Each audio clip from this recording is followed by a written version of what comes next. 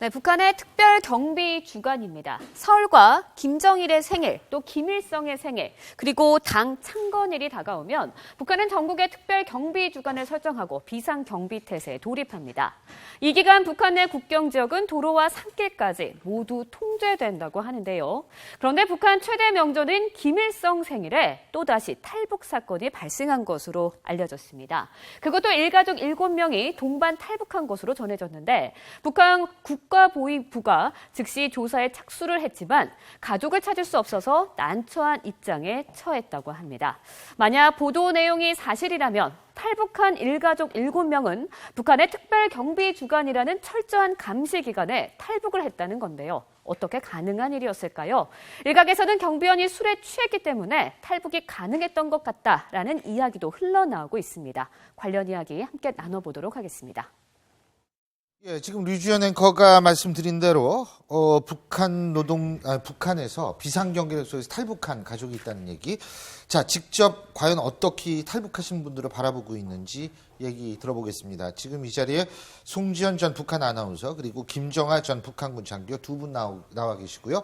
자, 윤영걸 대표님하고 여상원 변호사님은 계속 함께하고 계십니다. 어서 오십시오, 두 분. 안녕하세요. 안녕하세요.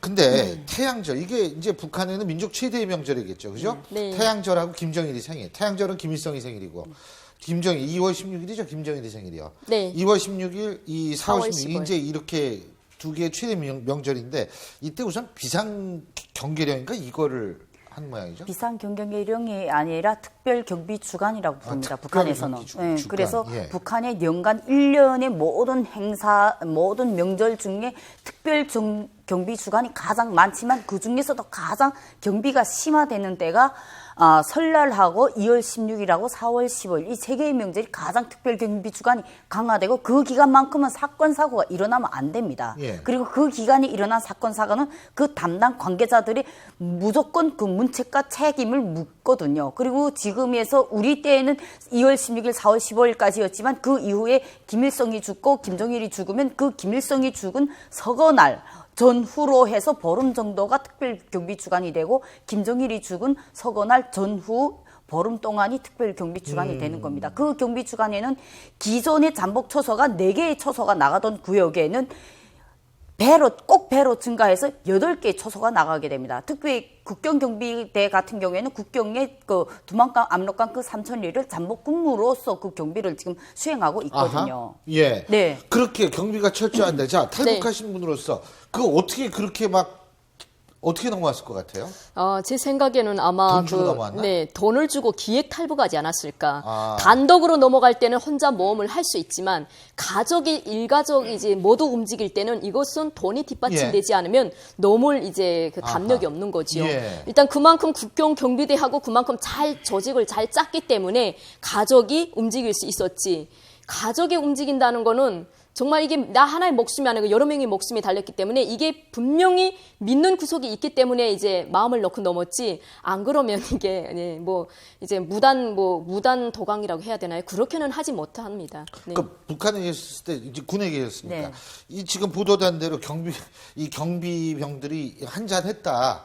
그래서 해롱되고 있는 사이에서 넘어왔다. 가능하다고 보세요? 한잔 한 거는 지금 그 보도 있을 수가 없는 내용에 대해서는 저는 조금 사실과 좀 잘 어울리지 이해가 안 않는다고 된다. 이해가 안 생각되고요. 된다. 그러니까 그 정도가 아니라 이 사람들 가족이 탈북하는 이 정도면 첫째로 한두 명이 움직임이 아니라 가족 움직임입니다. 그러면 철저한 그에 대한 루트에서 순찰대 하나, 그리고 보안원, 보위지도원, 그리고 국경경비대 이 라인들을 전체 다 매수했다고 봐야 됩니다.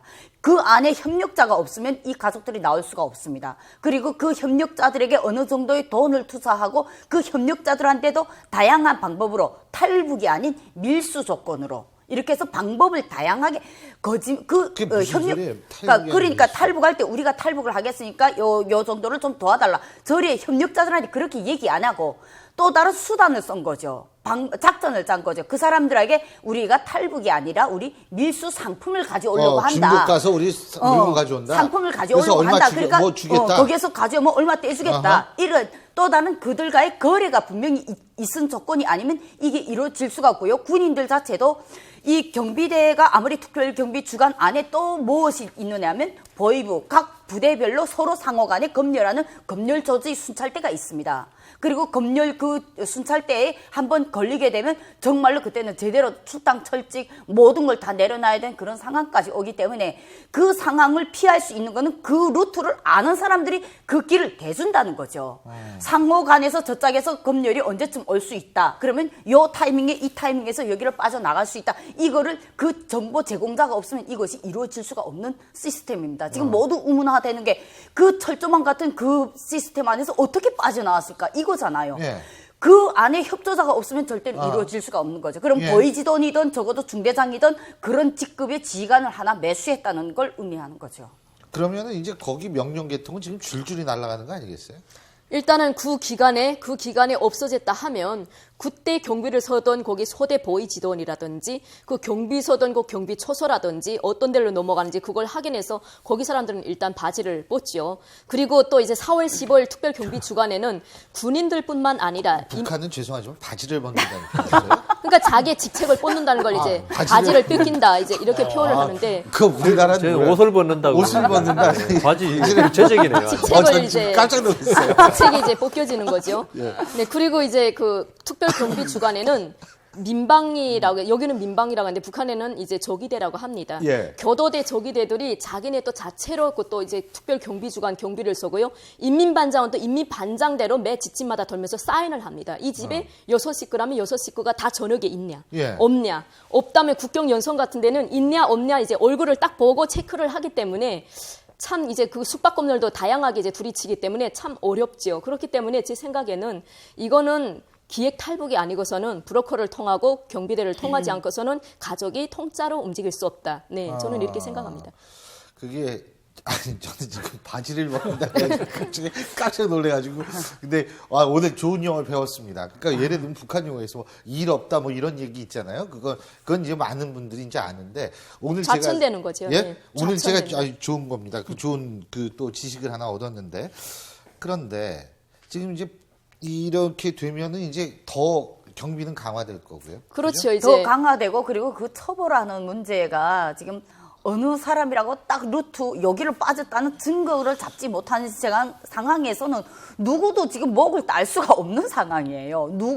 누구도 그 책임을 물어볼 수 없는 상황. 그 전체 구간을 지금 다 추궁할 수는 없잖아요. 그러면 그 가족이 주둔해 있던 그 가족의 지역 그 관할에 있는 중대가 지금 책임질 가능성이 지금 높은데 중대에서도 1중대에서 2중대에 검열 나가고 2중대에서 1중대를 검열 나오는 이런 그렇죠. 식의 허상 간에 이런 검열이 이루어지는데 예. 이렇게 되면 1중대 책임을 질지 1중대를 검열을 나온 2중대가 책임을 질지 그런 문제도 지금 그 안에 좀 중대원 복잡하게 전체가 그럼 책임을 진다 이 말씀이세요? 그러니까 지휘관들이 지휘관들이. 책임을 져야죠. 일단은 그런데 무상군에서 경비 탈북했다고 구간이 있는 하면 거죠. 무상군에 있는 그 군부대, 그 소대라든지 그 초소는 분명히 책임을 져야 되고요. 네. 그리고 이렇게 되면 탈북을 하기가 점점 더 어려워지는 거죠. 왜냐하면 두만강을 넘는 비용이 점점 더 올라가는 거죠. 그렇기 때문에 탈북을 한 탈북자들이 지금은 많이 이제 탈북하는 추세가 아니고요.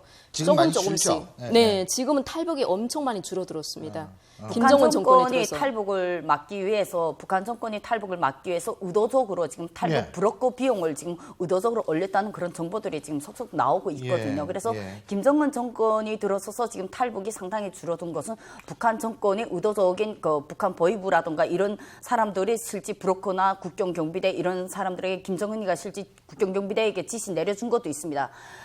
탈북하겠다는 사람들 돈 다 받아라. 받아도 따지지 않고 그거 니네가 다 습득해라. 그러되 그걸 신고만 해라. 그럼 우리 승진까지 시켜준다. 이런 조건을 내걸었으니까 거기에 지금 많은 사람들이 넘어간 거예요. 그래서 지금 탈북이 더 줄어든 문제가 있습니다. 근데 이번 같은 경우에는 특별 경비 주간에 조금 모두 이제는 탈북을 모두 꿈 못 꾼다. 이렇게 완화된 그 틈새기에 지금 노려서 그것도 한두 명이 아닌 일가족이 지금 탈북했다는 게 지금 특이한 사례죠. 지금 말이에요. 근데 또 하나 우리가 주목해야 될 것이 북한 유학생들, 중국이나 옛날에는 사실 독일, 유럽도 많이 나와 있었거든요. 동서독 네. 있을 때. 네. 유학생들 다 소환한다. 이게 결국은 이제 중국의 그 음식점 종업원 분들 13명이 집단 탈북한 그거하고 연관이 있는 거 네, 아니에요? 이번에 저장성 이제 닝보에서 13명의 이제 예. 종업원들이 이제 단체로 입국하지 않습니까? 예. 그것 때문에 중앙 이제 보위국 이국에서 중국에 유학 나와 있는 모든 학생들을 다 지금 소환해서 조사를 시키는 겁니다. 지금 사상 성향이 어떤 상태인지 그걸 이제 다시 검열을 해서 거기서 이제 북한에 떨궈놓고 다시 내보낼 건 내보내려고. 그러니까 북한도 이게 엄청 충격을 먹고 자기네 이미지에 이제 타격을 먹은 거지요. 그렇기 때문에 급하게 이제 소환을 시키는 거지요. 지금 북한에 중국에 지금 저희 동료 한 분이 지금 들어가 계시는데 갑자기 어제 그저께 저한테 문자가 왔더라고요. 봤는데 보니까 그 대련에서 내려서 지금 도문으로 들어가는 그 과정에 도나하고 심양에서 사람들이 올라탔는데 맨 처음에는 옷을 너무 잘 입어서 북한 사람인 줄 알아 못 봤다고 합니다. 근데 그 사람들이 연길력전이 다 내려서 말을 할 때야 북한 사람인 걸 알아봤는데 그들이 말로는 11일 날에 전체 소환 명령이 이미 다 떨어졌다고 합니다. 그리고 11일 날 전체 그 사람들이 뭐예요? 그러니까 그 사람들이 지금 북한 사람들인 거죠. 북한 사람들이 뭐 하든 북한 사람들이 지금 유학생인지 식당에 일하고 계신 분인지 모른다 그 이거죠? 사람들인지는 모르겠는데 남자 여자가 이미 다 섞인 인원이 그다 10대 정도의 인원이 11일 날 전체적으로 다 소환 명령을 받았고 그동안 잘 지냈냐 이러면서 그 인사를 나누는 걸 그분이 듣고 나한테 바로 카톡을 보냈더라고요. 그래서 영상은 조금 많이 흐리게 좀 나왔지만 그분이 얘기하기에는 이 보니까 전체적으로 중국 내부에서도 이 지금 북한에서 지금 소환 명령을 다 떨군 것 같다. 근데 소환 날짜가 정확히 예. 4월 10일이라고 자기 들었다. 이런 얘기를 하더라고요. 알겠습니다. 어쨌든 지금 북한 내부가 상당히 좀 혼란스럽게 돌아가는 건 사실인 것 같고요. 자, 5월 달에 노동당 대회가 있죠. 그때까지는 계속 긴장해야 된다는 얘기들이 많습니다. 또 다른 테러나 도발이 있을 가능성이 높다고 하는데 자, 어쨌든 우리가 좀 철저히 대비를 해야 될 거라는 생각이 들고요. 네 분 말씀 오늘 여기까지 듣죠. 고맙습니다.